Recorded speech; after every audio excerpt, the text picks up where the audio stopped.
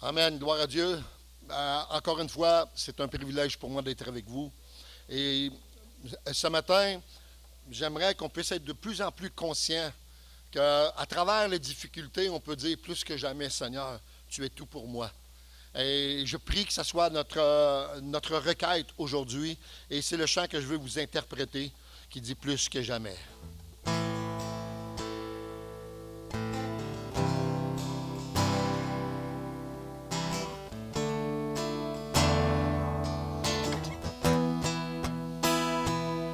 Plus que jamais, plus que jamais,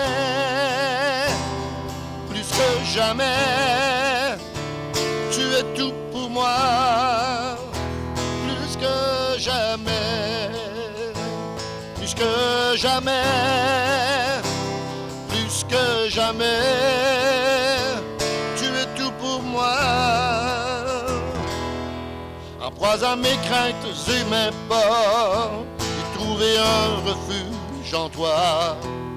Réalisant toute ma faiblesse et la réalité de ta grandeur plus que jamais.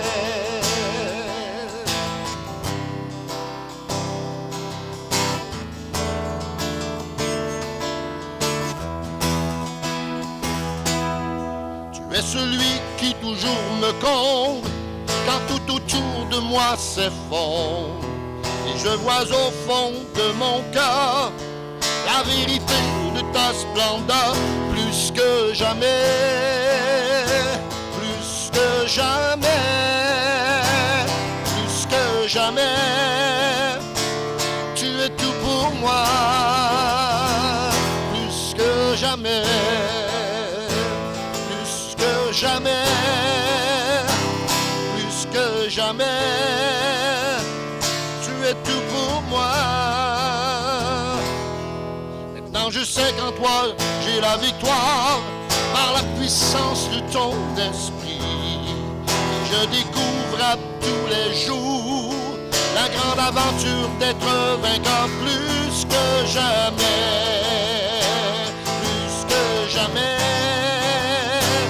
plus que jamais. Tu es tout pour moi. Tu es ma force.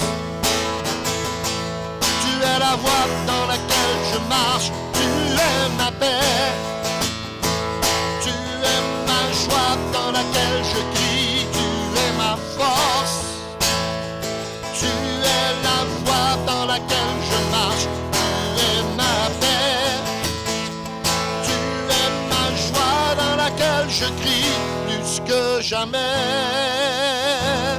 plus que jamais. Jamais, tu es tout pour moi.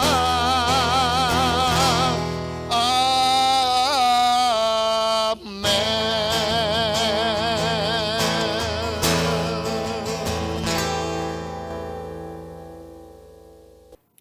Bonjour Église Vie d'Espoir, bienvenue chez moi et merci de m'inviter chez vous pour une étude ensemble biblique. Je tiens à remercier chacun de vous. Ceux qui ne le savent pas, j'ai perdu ma mère en début de semaine. J'ai eu le bonheur, on m'a permis d'aller la voir dans sa résidence. Puis j'ai eu le bonheur d'être avec elle un après-midi, de lui parler, de prier avec elle. Ma mère est Alzheimer, mais j'ai pris cette liberté de parler avec elle, de prier avec elle, puis de lui dire combien je l'aimais. Et j'ai remercié le Seigneur du privilège que j'ai eu de pouvoir être avec elle juste avant qu'elle tombe dans un coma et qu'elle décède. Et je crois que Dieu vraiment a pris toutes ces choses-là en main. Alors, c'est pourquoi j'ai une paix dans mon cœur. Mais je veux vous dire merci à chacun de vous qui avez envoyé un courriel, qui nous avez téléphoné à moi et à Louise pour nous offrir vos sympathies. Vous savez, il n'y a pas de mots quand on perd quelqu'un, quand on est dans le deuil, il n'y a pas de mots. Mais ce qui fait chaud au cœur, c'est lorsque vous prenez le temps juste de nous dire, vous êtes là, vous nous offrez votre sympathie, on voit l'amour, j'ai vu la chaleur, j'ai vu le concern. Alors, merci à toutes les personnes qui m'ont témoigné leur sympathie. J'apprécie vraiment, j'ai vu l'amour de Dieu à travers l'Église, les membres, puis merci pour vos prières. Je sais qu'il y en a qui ont prié pour la famille, pour cette situation-là, et je veux vous remercier, je tiens à vous remercier. On continue ce matin cette série ensemble, ça va être plus une étude biblique qu'on va faire ensemble. Maintenant, on va regarder quelques versets qui ont un lien avec le passage des Écritures dans lequel on est rendu dans cette série. Une série qui s'appelle « Le chemin étroit ». Vous savez, le chemin étroit prend tout son sens et va continuer à prendre son sens plus après tout ce qu'on est en train de vivre. Le monde est bouleversé en ce moment. Et moi, je veux remercier juste, en ce moment, j'ai une pensée pour toutes les personnes qui sont impliquées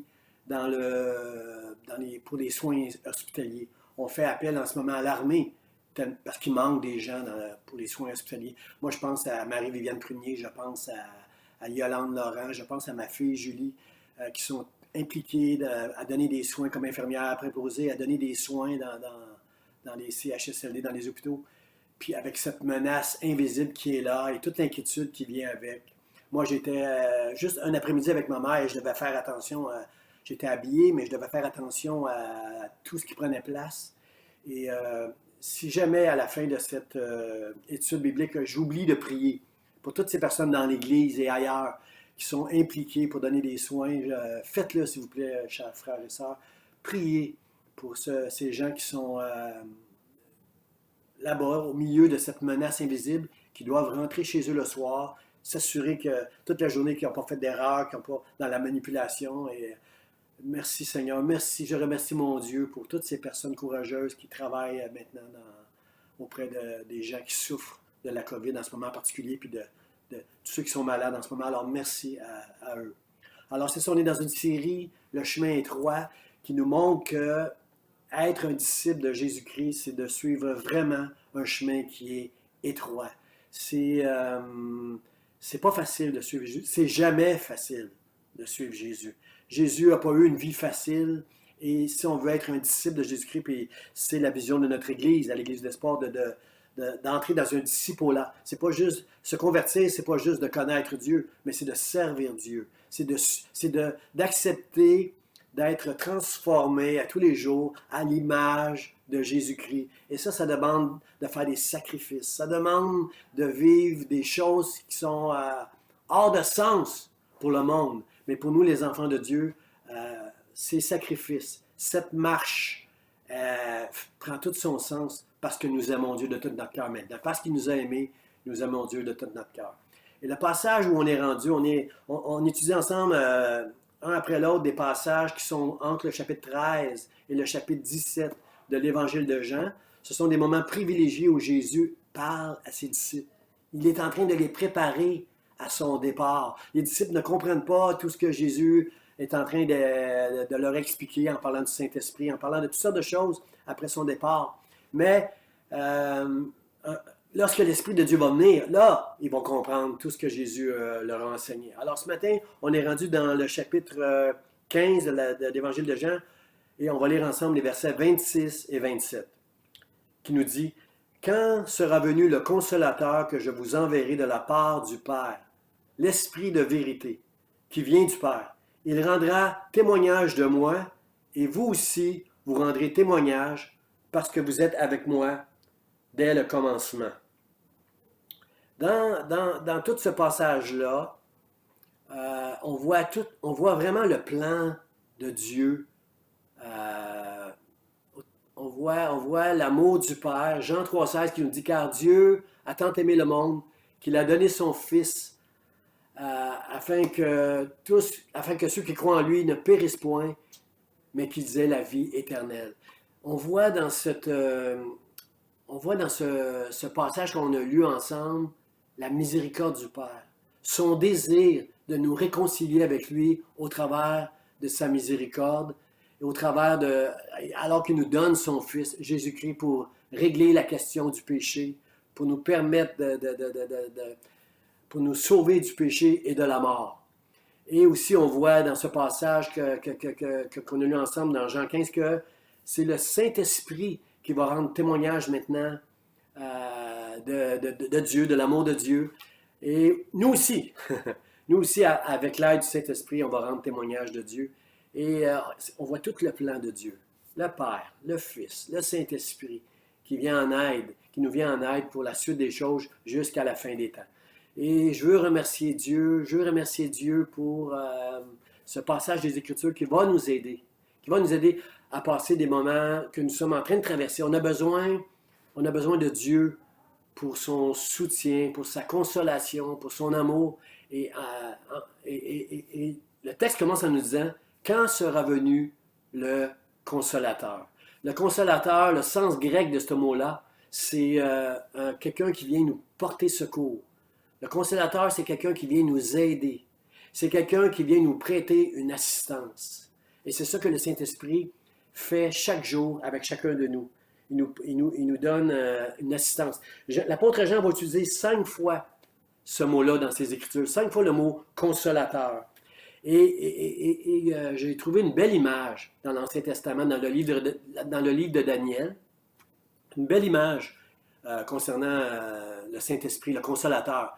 Daniel nous dit dans le chapitre 11, verset 1, il dit « Moi, la première année de Darius le Mède, j'étais auprès de lui pour l'aider et le soutenir. » N'est-ce pas là l'œuvre merveilleuse que fait le Saint-Esprit avec chacun de nous tous les jours?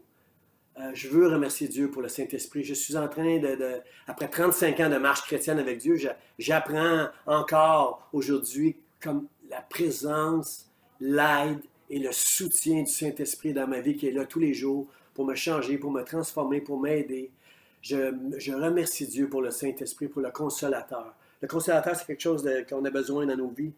Vous savez, si, en tant que pasteur, c'est impossible pour moi, c'est trop gros, cette œuvre-là, de prendre soin d'une église, c'est pas possible. C'est énorme, être pasteur d'une église, d'être responsable d'une quantité de brebis, petite ou grande, c'est impossible. Et je veux remercier Dieu pour toutes les personnes qu'il a mis à côté de moi, pour m'apporter le soutien et l'aide que j'ai besoin pour exercer un ministère comme ça. Tous les ouvriers, tous les pasteurs qui collaborent avec moi, toutes les personnes, les membres de l'Église qui m'encouragent souvent, qui me disent qu'ils m'aiment. Ça, c'est gros. Ça, c'est gros. Ça, je vois dans tout ça l'œuvre du Saint-Esprit. Vous savez, la vie, on ne peut pas marcher sur le chemin étroit sans l'aide du Saint-Esprit. C'est pas possible. C'est pas avec nos forces. C'est pas avec nos qualités. C'est pas avec nos talents. Mais c'est seulement grâce à Dieu, grâce à son aide qu'on va être capable de marcher sur ce chemin-là. Je pense ce matin à toutes les mères qui sont monoparentales. C'est pas possible. C'est trop gros. La responsabilité qu'on a d'élever nos enfants sans un mari, sans un père. Et c'est vraiment Dieu qui va vous aider de passer au travers de ces choses-là. J'ai parlé tantôt des ceux qui soignent, les personnels soignants dans les hôpitaux, dans les CHSLD en ce moment. Vous avez besoin de l'aide du consolateur. Vous avez besoin du Saint-Esprit en ce moment. C'est trop gros. Qu'est-ce qui prend place? J'entendais des témoignages d'une femme qui avait 100... C'est une jeune infirmière de 22 ans qui était parachutée du jour au lendemain dans un CHSLD. Elle ne sait pas quoi faire. On lui a donné un téléphone et on lui a dit « Réponds au téléphone, prends soin des gens. » Elle a 100 patients dans une journée qu'elle doit visiter pour donner à manger, pour prendre soin. C'est une tâche impossible. C'est trop énorme. Je pense à une femme ou un homme qui traverse un divorce. C'est trop gros. Tu ne peux pas traverser ça seul. Beaucoup vont traverser ça seul, mais ceux qui ont le bonheur de connaître Dieu, le Saint-Esprit va être là pour vous consoler. Le Saint-Esprit va être là. Traverser une maladie qui vous affecte, une maladie qui peut vous amener aux portes de la dépression, vous avez besoin du Saint-Esprit. C'est trop gros la vie. C'est trop gros le chemin étroit si on n'a pas le Saint-Esprit qui nous aide avec nous. Alors moi, je veux dire merci au Seigneur pour le consolateur. Je veux dire merci au Seigneur pour le Saint-Esprit qui est là, qui nous soutient, qui nous aide. Puis c'est Zacharie qui va dire, ce n'est ni par la force, ni par la puissance, mais par mon esprit. Zacharie voulait encourager, Dieu voulait encourager Zacharie. Dieu voulait encourager Zorobabel qui était appelé à bâtir la maison de Dieu, mais il y avait beaucoup d'opposition à ce moment-là. Puis Zorobabel devait constamment encourager les gens autour de lui à ne pas lâcher malgré toute cette opposition-là pour bâtir la maison de Dieu. Et au travers du prophète Zacharie, Dieu va dire à Zorobabel, il n'y a pas de montagne. Il n'y a pas une montagne qui ne sera pas aplanie. Je veux dire à toi qui traverses des moments difficiles en ce moment, il n'y a pas de montagne. Il n'y en a pas une qui ne sera pas aplanie si tu marches avec Dieu, si tu mets ton cœur, si tu donnes ton cœur à Dieu, si tu permets au Saint-Esprit de travailler en toi, de te conduire là où il veut, au travers de ce chemin difficile. Sache que Dieu est avec toi. Sache qu'il n'y a pas une montagne, malgré toute l'opposition, malgré la maladie, le divorce, ce qui peut prendre place autour de toi, la menace de ce COVID. Il n'y a rien qui va venir, il n'y a pas une montagne qui ne sera aplanie par la grâce de Dieu, par la puissance de cet esprit qui va agir en toi. Juste fais confiance à Dieu. Ça prend, je vais te dire par exemple, il faut que je sois honnête avec toi, ça prend beaucoup d'humilité pour permettre au Saint-Esprit d'agir dans ta vie. Ça prend une humilité, ça prend acceptation de la manière que Dieu va agir. Ce que je veux dire, là, c'est pas clair. Je suis pas clair, je vais essayer d'être clair. Je vais laisser parler mon cœur. C'est pas toi qui vas dire à Dieu quoi faire pour t'aider. Dieu le connaît, ton besoin. Tu peux dire à Dieu, je suis malade, je traverse un divorce, là, j'ai besoin de quelqu'un, j'ai besoin d'argent, j'ai besoin de ci. Tu peux dire à Dieu tout ce que tu as besoin. C'est bien, c'est pas mal ça, je l'ai fait. Mais il doit y avoir une acceptation dans la façon que Dieu va te porter secours. Tu dois accepter que Dieu va te porter secours dans la manière que lui juge qu'il doit le faire. Toi, tu as un plan. Toi, tu as une manière que tu aimerais que Dieu agisse. Mais sois patient. Sois coopérant avec Dieu. Sois humble avec Dieu. J'ai à l'esprit cette histoire où une femme, sa fille est tourmentée par un démon, la Bible dit. C'est une Cananéenne. C'est une femme là, qui vit dans un territoire, là, dans le péché, dans l'idolâtrie, toute la magie. Mais c'est une femme qui croit dans le Messie que les Juifs prêchent, annoncent. C'est une femme qui croit que Jésus pourrait faire la différence pour elle, pour sa maison, pour sa fille. Alors, elle s'en va vers Jésus, puis elle lui dit, « Seigneur, Seigneur, viens à mon secours. Ma fille est tourmentée, viens à mon secours. » Et Jésus va lui dire, « Moi, je suis venu pour les brebis d'Israël, premièrement. » Pas facile à entendre pour cette femme-là. Jésus va aller plus loin. Il va lui dire quelque chose qui est très offensant. Il va lui dire, le pain, on ne donne pas le pain qui est pour les enfants, qu'on a préparé pour les enfants, on ne le donne pas aux petits chiens. Puis là, ça aurait été assez pour offenser n'importe qui, pour dire, ben si c'est ça l'Évangile, si c'est ça le Messie, si c'est ça l'amour de Dieu, bye. Mais cette femme-là, dans son humilité, dans son abnégation, elle va venir vers Jésus en disant, Seigneur, oui, c'est vrai, on ne donne pas, t'as raison. T'as raison. Moi, je ne suis pas un enfant, je suis pas une juive, moi. T'as raison. Je ne mérite pas d'avoir le pain que tu donnes aux enfants. Mais qu'on donne aux chiens. En plus, Jésus utilise le mot chien parce que les Juifs appelaient tous les autres qui n'étaient pas juifs, qui n'étaient pas, ceux qui n'étaient pas convertis au judaïsme, ils les appelaient les chiens. Elle dit, oui, Seigneur, t'as raison, je ne mérite pas ça, moi, ce pain-là. Mais, Seigneur, il y a du pain qui tombe à terre. Puis les petits chiens ont le droit à manger ce pain-là qui tombe par terre. Alors, si tu peux me donner juste ces miettes-là, moi je le sais, que ma maison va être guérie. Je sais que ma fille va être touchée. Si tu peux m'accorder juste une miette. Et là, le Seigneur a dit, quelle foi. Comprenez-vous que cette femme-là, comme nous, elle vient avec un grand besoin. Jésus peut faire toute la différence. Mais on ne doit pas demander à Dieu quelque chose selon la façon que nous, on voit les choses. On doit accepter que l'Esprit de Dieu nous conduise à un endroit qu'il va y avoir de la souffrance, il va y avoir une abnégation de nous, il va y avoir une coupure, je dirais, avec la chair. Il doit y avoir... la chair ne va jamais rien obtenir de la part de Dieu. Ah, ça, c'est bien dit. La chair ne va jamais gagner dans nos prières avec Dieu. La chair ne doit jamais rien obtenir. C'est l'humilité, c'est la foi, c'est l'abnégation. C'est Dieu fait ce que tu dois faire. Puis moi, je vais juste prendre ce que tu vas me donner parce que je sais que tu m'aimes et que tu veux venir à mon secours. Vous savez, dans l'Ancien Testament, il y avait un principe. Les hommes devaient se circoncire. Ah, je le sais, mesdames, vous qui accouchez, vous qui connaissez les douleurs de l'enfantement, une circoncision. Vous ne voulez pas entendre les douleurs d'un homme qui se fait circoncire. Ça, je peux comprendre très bien tout ça. Mais Il y a un principe spirituel dans la circoncision. C'est que la chair doit être coupée. Il y avait pour être un juif, pour entrer dans l'alliance avec Dieu, Abraham, pour entrer dans l'alliance avec Dieu, devait couper sa chair. Bien sûr que dans le Nouveau Testament, l'apôtre Paul nous enseigne que ce n'est pas quelque chose qui est extérieur, c'est quelque chose qui est à l'intérieur, c'est notre cœur que nous devons circoncire. Certainement pas, la circoncision sert de rien, là. C'est notre cœur. Mais pour que d'une manière visible, dans notre vie, on puisse être, on ne laisse pas la chair l'emporter dans nos prières, dans notre vie, sur le chemin étroit de notre marche avec le Seigneur. Il faut qu'il y ait cette circoncision intérieure et qui va amener que ça va être visible à l'extérieur. La chair ne va rien gagner avec Dieu, ne va rien obtenir de la part de Dieu, de son secours, de sa consolation, de sa bénédiction, de sa puissance, mais l'humilité.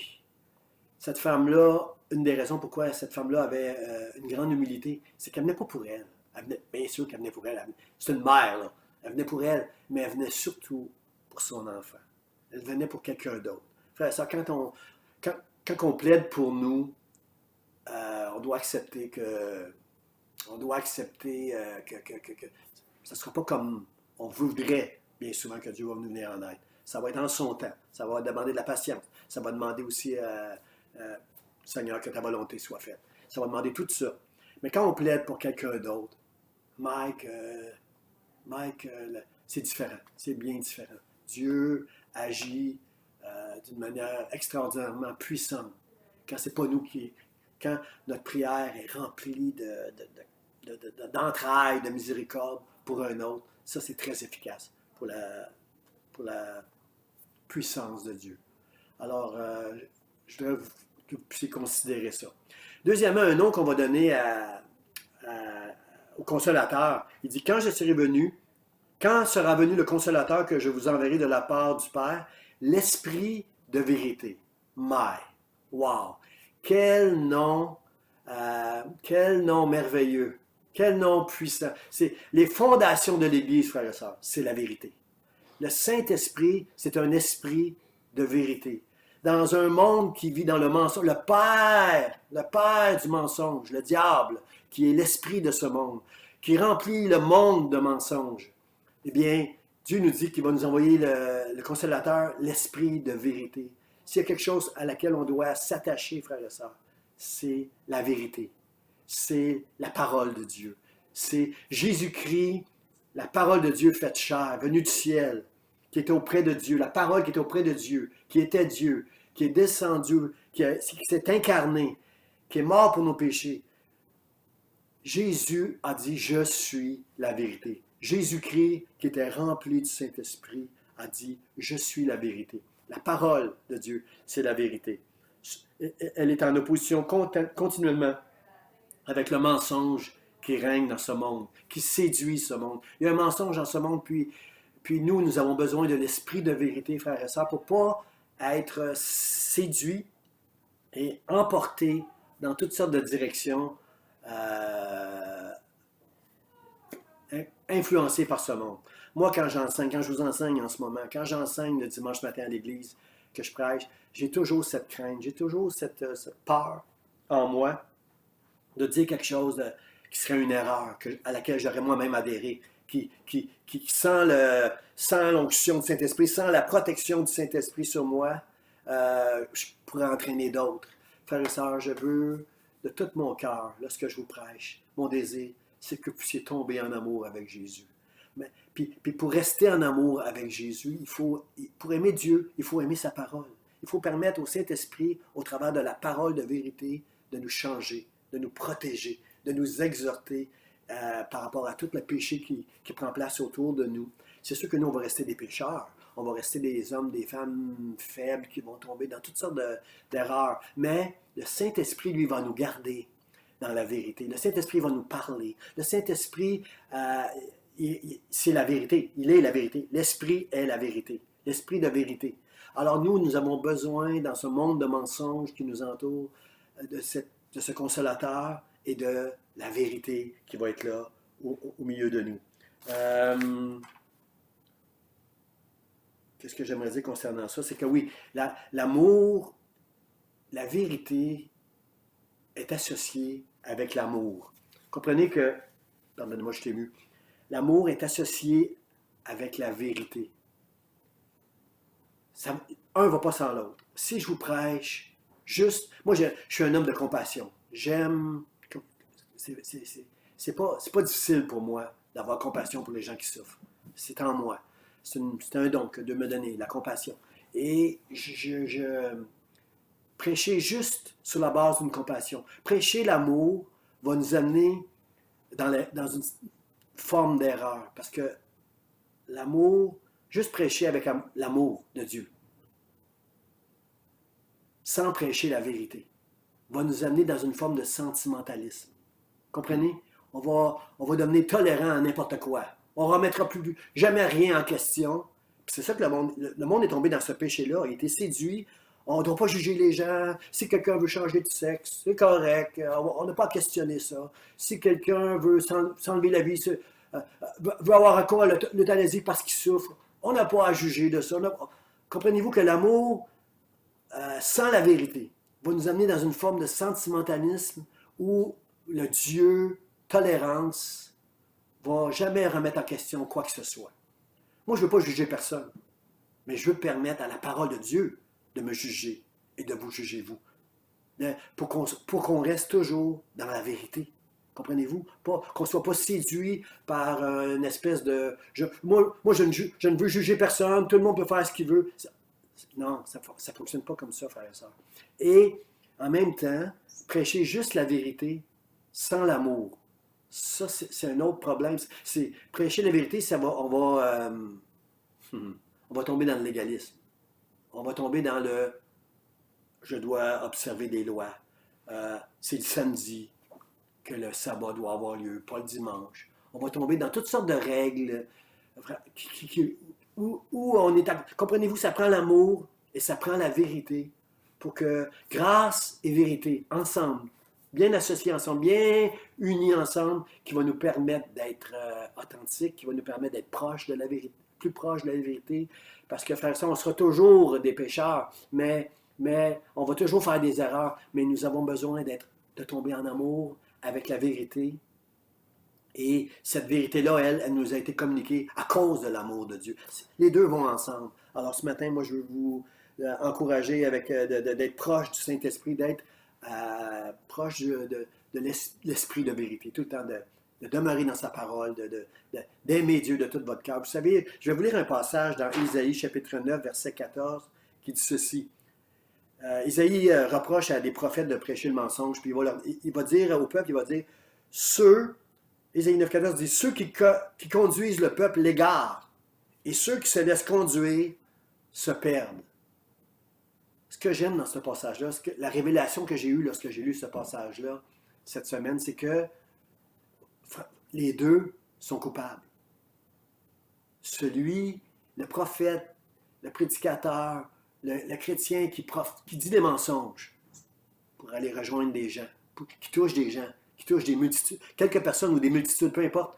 Le faux prophète, le faux ministre qui induit les gens en erreur, il est coupable parce que lui, il égare les gens loin de la foi, loin de l'amour de Dieu. Mais l'autre, celui qui suit les enseignements de ce prophète-là, parce qu'il n'y a pas de discernement, parce qu'il n'aime pas assez la parole pour l'étudier, puis juger ce qu'il entend pour savoir si ça vient de Dieu ou si ça vient du cœur d'un homme, celui-là, il est en péril. Il est en péril parce qu'il se met en... Je le dis encore, ceux qui conduisent ce peuple égarent et ceux qui se laissent conduire se perdent. Ceux qui se laissent séduire par toutes sortes de choses, par le mensonge, puis le mensonge il est tellement attrayant, frères et sœurs. Vous savez, l'Évangile, c'est l'histoire du vol. C'est pas de moi ça, je l'ai lu quelque part là, cette semaine ou la semaine dernière. L'Évangile, c'est l'histoire du vol et de la restauration de la gloire de Dieu. Le diable a réussi à éloigner les hommes de l'adoration, de la gloire qui appartient à Dieu. Et l'Évangile, le sacrifice de Christ qui nous réconcilie avec Dieu, le Saint-Esprit de vérité, Lui, il est en train de nous ramener dans la vérité. Lui, il est en train de nous ramener à un statut de vrai adorateur, en esprit et en vérité. Parce que Dieu est esprit. Dieu est vérité. Dieu est amour. Et l'Évangile doit nous amener là, doit restaurer la gloire de Dieu dans ma vie. J'aime le psaume 4, je crois, qui dit, c'est David qui dit, jusqu'à quand, il parle, inspiré par Dieu, il dit, jusqu'à quand ma gloire sera-t-elle outragée? Jusqu'à quand aimerez-vous la vanité?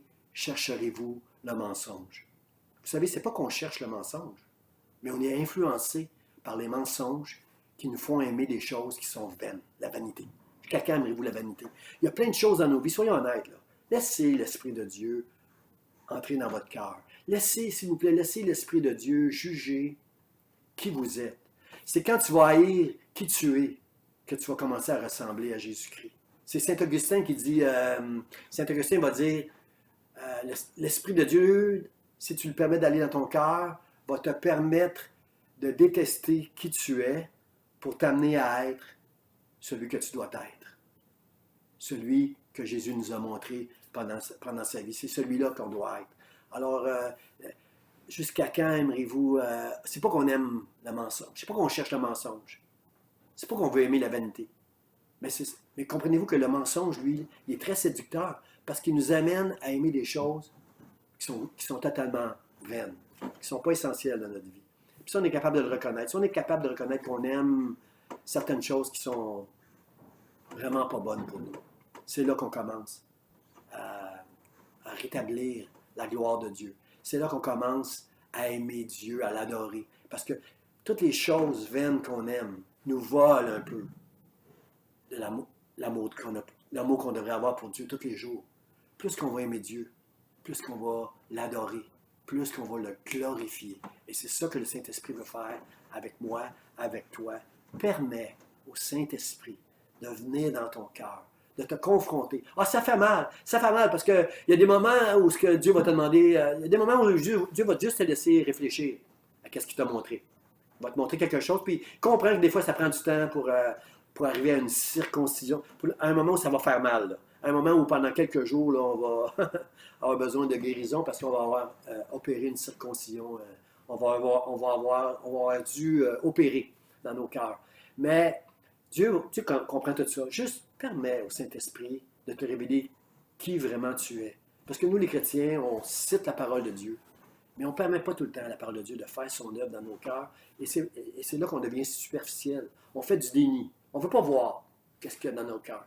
Mais après 35 ans avec Dieu, moi, marcher avec Dieu, jamais autant que ces 10 dernières années que j'ai été capable de faire des voyages dans mon cœur, de voir des choses que j'aimais pas.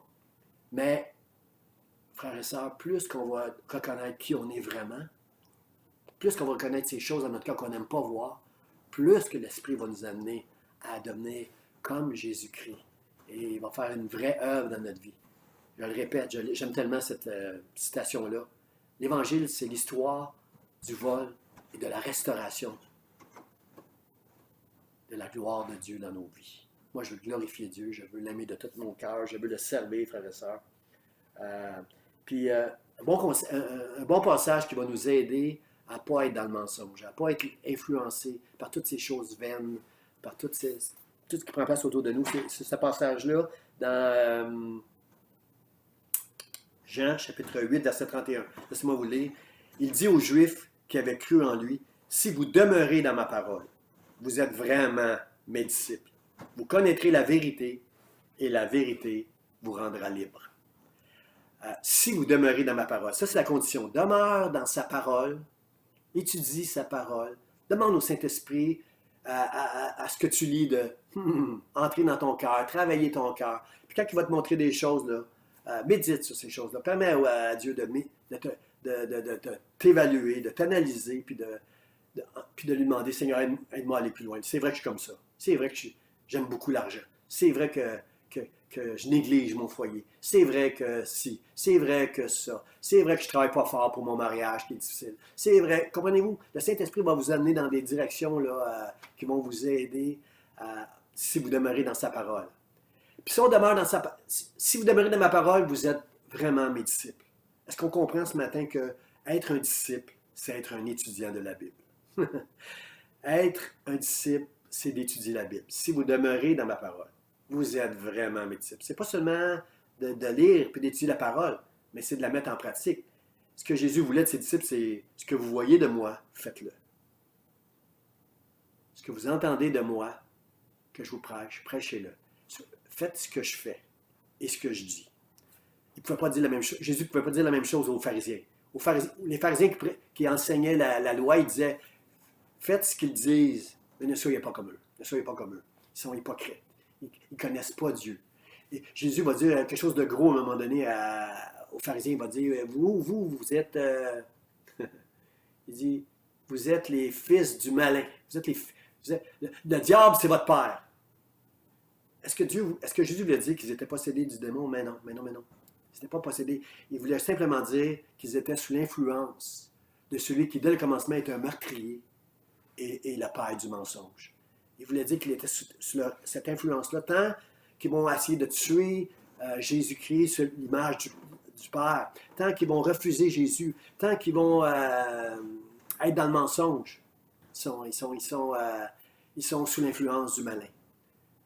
Frères et sœurs, nous avons besoin d'être remplis du Saint-Esprit. Ça commence avec le Saint-Esprit et ça finit avec le Saint-Esprit, l'Évangile dans nos vies, l'histoire de Dieu dans nos vies. Ça commence avec repentance, la foi en Jésus-Christ, le Saint-Esprit en nous qui agit. Et jusqu'à la fin, on va avoir besoin de le Consolateur, l'Esprit de vérité, pour nous amener à devenir comme Jésus-Christ, l'image de Dieu, et nous amener à glorifier Dieu et lui donner toute la gloire. C'est ça. Si vous demeurez dans ma parole, si vous serez vraiment mes disciples, ça prend du courage pour être un disciple. Et vous connaîtrez la vérité. Le Saint-Esprit va nous amener jour après jour, après jour, après jour, à connaître la vérité. Et plus que nous allons connaître la vérité, plus nous serons libres à l'égard des pièges, à l'égard de la culpabilité. On est des pécheurs, mais de reconnaître qu'on est des pécheurs va nous aider à apprécier le salut de Jésus-Christ, le fait qu'il nous a pardonné nos péchés présents, passés et à venir. De savoir que je suis un pécheur, que je fais des erreurs, me fait aimer Dieu encore plus pour la grâce qu'il m'a accordée. Merci Seigneur, merci Seigneur. Le texte termine en disant, « Il rendra témoignage de moi, et vous aussi, vous rendrez témoignage parce que vous êtes avec moi. » Comprenez-vous, frères et sœurs, que c'est un travail d'équipe que Dieu veut faire. C'est le Saint-Esprit, bien sûr, qui sauve les gens. C'est le Saint-Esprit qui parle aux gens, qui connecte avec les gens. Mais il passe au travers de canaux comme nous, des canaux très, je dirais humblement qu'on l'a pas, on n'est pas bon. On n'est pas bon pour gagner des âmes. J'entends souvent, il y en a qui sont bons, parce qu'il y en a qui ont le don d'évangélisation. Ces gens-là doivent donner à Dieu la gloire pour le don que Dieu leur a donné, d'avoir une facilité à communiquer et à toucher les gens. Mais c'est le Saint-Esprit qui touche les gens. C'est toujours le Saint-Esprit qui touche les gens. Moi, j'entends souvent, moi-même dans ma vie, j'entends souvent les gens dire, moi, je ne suis pas bon, je ne suis pas tellement bon pour gagner des âmes, je ne suis pas bon, il me semble, pour évangéliser. Ben moi, je dis gloire à Dieu si tu reconnais que tu n'es pas bon. Parce que toute la gloire va aller à Dieu. Toute la gloire, à chaque fois que tu vas toucher les gens, la gloire n'ira pas à toi. Tu ne diras pas, hey, que je suis bon, moi. J'entends des gens qui disent ça des fois, qui prient, hey, moi, je suis bon. Je fais bien, je fais des bonnes choses pour Dieu, moi. Que toute la gloire aille à Dieu pour toutes les bonnes choses qu'on fait pour lui. C'est une grâce que Dieu nous donne de pouvoir faire quoi que ce soit qui est bon, quoi que ce soit qui glorifie Dieu. C'est une grâce que Dieu nous fait. Jamais je veux prendre zéro mérite. La citation tantôt de Saint-Augustin, je l'ai changée, frères et sœurs. Je l'ai changé parce que ce n'est pas dans ma théologie qu'on mérite quoi que ce soit de la part de Dieu. Saint-Augustin disait, il faut que tu arrives à détester qui tu es pour mériter de devenir celui que Dieu nous appelle à devenir. Il n'y a pas de mérite. Comprenez-vous, c'est pas parce que, même en permettant au Saint-Esprit de venir dans ton cœur et de te changer, il n'y a pas de mérite là-dedans. Il n'y a aucun mérite. C'est ce que Dieu va faire pour sa gloire, c'est lui qui le fait, par l'Esprit de Dieu. J'ai zéro mérite. S'il y a un mérite, c'est de le laisser faire. Bon, j'ai le mérite de laisser faire Dieu, de m'utiliser, moi, dans toute mon humilité, dans toute ma faiblesse, que Dieu m'utilise pour toucher des gens, c'est merveilleux. Alors, ceux qui disent, moi j'ai de la misère, pasteur, à évangéliser, moi je ne l'ai pas, je ne suis pas bon. Ben, gloire à Dieu, parce que tu ne voleras jamais la gloire à Dieu en pensant que tu n'es pas bon. Mais Dieu, sache que si tu es un enfant de Dieu, si tu demeures dans sa parole, si tu es vraiment un disciple, tu vas connaître la vérité. Et tu vas être libre et tu vas être un témoin de cette vérité. Avec l'aide du Saint-Esprit, tu vas devenir un témoin. C'est un travail d'équipe, les deux ensemble, qu'on peut être un témoin. Jésus a dit, vous recevrez une puissance, le Saint-Esprit, et vous serez mes témoins. Et après avoir reçu l'Esprit, vous serez mes témoins. C'est une union entre l'Esprit de Dieu et nous qui va faire de nous des témoins. Mon mot de la fin est très important, frères et sœurs. Le mot de la fin, ça dit, parce que vous serez le Saint-Esprit. Je recommence tout le texte. Quand sera venu le Consolateur que je vous enverrai de la part du Père, l'Esprit de vérité qui vient du Père, il rendra témoignage de moi. Et vous aussi, vous rendrez témoignage avec l'Esprit en vous. Parce que vous êtes avec moi dès le commencement. J'aime ce mot-là. Dès le commencement. De quel commencement Jésus veut parler? On va comprendre ce passage-là quand Pierre raconte ce qui s'est passé, tout ce qui s'est passé lorsqu'il est allé prêcher chez Corneille. Il raconte ça aux frères. Pierre, qui était un juif, qui avait de la misère à parler et à prêcher aux chiens, aux païens, à ceux qui n'étaient pas juifs. Pierre avait de la difficulté avec ça. Et pour se justifier, il raconte l'œuvre merveilleuse que Dieu a fait dans la maison de Corneille lorsqu'il est allé prêcher à ces gens-là, cet Italien, avec toute sa maison. Pierre va dire, dans Actes chapitre 11, verset 15, il va dire, « Et comme je m'étais mis à parler, l'Esprit Saint descendit sur eux, de même que sur nous, au commencement. » De quel commencement Pierre veut parler? Sinon, quand le Saint-Esprit est venu le jour de la Pentecôte.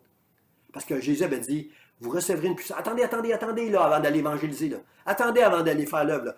Vous recevrez une puissance, le Saint-Esprit survenant sur vous, et vous serez mes témoins. Ici à Jérusalem, dans la Samarie, partout, jusqu'aux extrémités de la terre, vous serez mes témoins grâce au Saint-Esprit qui est en vous. Frères et sœurs, ça commence avec le Saint-Esprit. Le jour où Dieu a ouvert tes yeux. C'est pas une religion croire en Dieu. Là. Il y a des gens qui croient en Dieu dans une religion et ça ne change pas leur vie. Là. Mais la vraie affaire, le vrai évangile, c'est le jour où le Saint-Esprit ouvre tes yeux pour que tu vois que tu es un pécheur, puis que Jésus est mort pour toi, et que le Saint-Esprit vient en toi. C'est là que ça commence. C'est là le commencement, le vrai commencement. Genèse nous dit, au commencement, la terre était informe et vide. Ça, c'est nous, avant que l'Esprit vienne vivifier, avant que l'Esprit vienne nous donner la vie, avant que l'Esprit nous éclaire, avant que l'Esprit nous forme. Lorsque l'Esprit de Dieu nous remplit, on n'est plus vide là. Et c'est lui qui nous conduit. Et c'est lui qui nous instruit. Et c'est lui qui témoigne. Et c'est lui qui nous console. Et c'est lui qui nous porte secours. Et c'est lui qui nous aide à témoigner aux autres. C'est lui qui fait toute la différence, frères et sœurs. Alors, nous avons besoin ce matin de cette différence, frères et sœurs.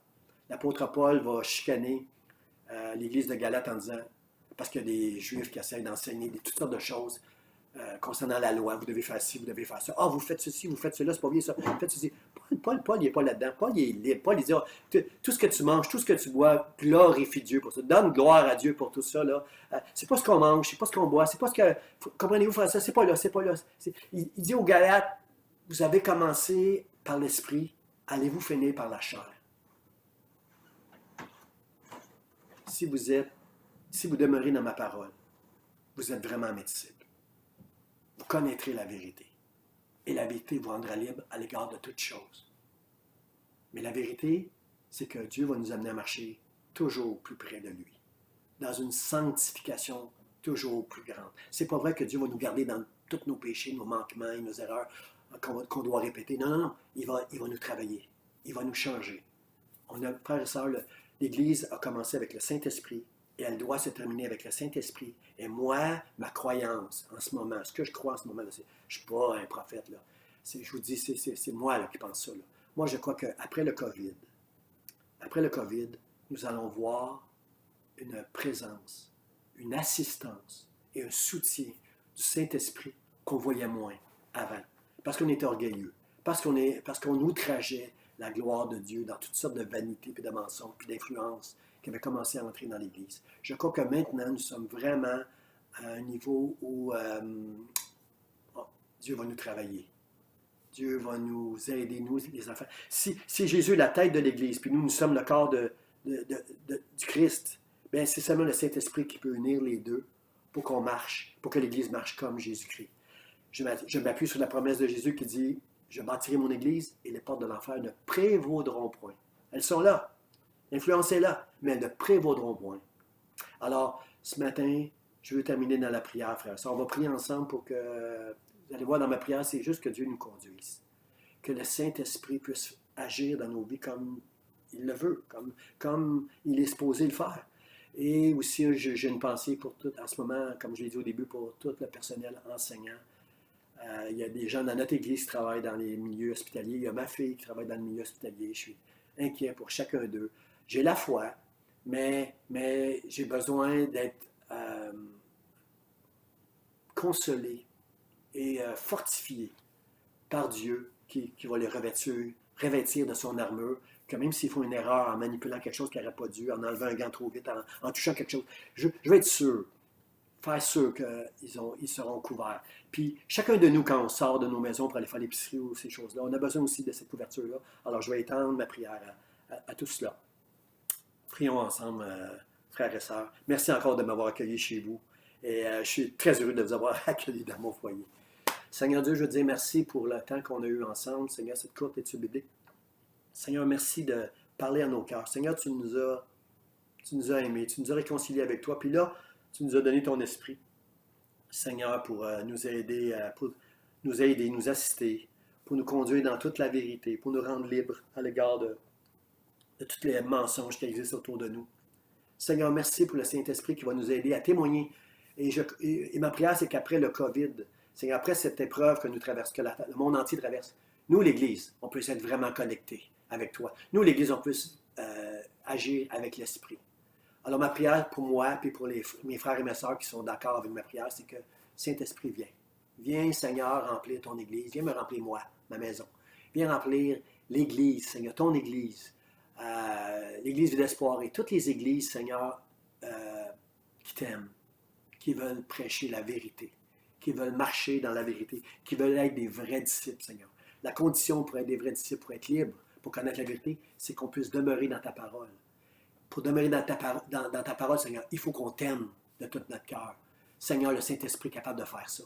Le Saint-Esprit, il était envoyé pour ça, Seigneur, pour nous remplir de ton amour, d'un amour de toi vers nous, mais aussi d'un amour de nous vers toi pour t'adorer, pour te donner toute la gloire. Seigneur, je prie pour que le Saint-Esprit remplisse l'Église Vie d'Espoir et toutes les églises qui t'aiment. Et Seigneur, en terminant, j'ai une pensée pour tout le personnel soignant qui en ce moment vivent de la crainte, la peur, toutes sortes d'émotions, Seigneur, parce qu'il n'y a pas de place à l'erreur en ce moment pour ceux qui soignent. Mais Seigneur, moi je crois qu'il y a une armure, je crois qu'il y a une protection, je crois qu'il y a une grâce, Seigneur, Seigneur, jusqu'à présent, je pense à la banque alimentaire, à l'Église, il n'y a personne qui a été, Seigneur, touché pour nuire aux opérations de la banque alimentaire. Seigneur, je veux croire que toutes les personnes en ce moment qui t'aiment, qui marchent avec toi, Seigneur, qui puissent, je prie pour ta protection, puis je te remercie à l'avance pour l'armure, la protection, la grâce de Dieu sur nos vies, Seigneur. Je te rends grâce. Seigneur, fais que ce ne soit pas juste des paroles ce matin, mais que ton esprit puisse œuvrer en nous, Seigneur. On veut t'ouvrir nos cœurs, Dieu. On veut voir ta gloire. Amen. Que Dieu vous bénisse, frères et sœurs. C'était une joie pour moi d'être avec vous dans mon foyer et que vous soyez avec moi dans mon foyer. Soyez bénis, passez une bonne semaine. Je vous aime. Que Dieu soit glorifié en chacun de nous.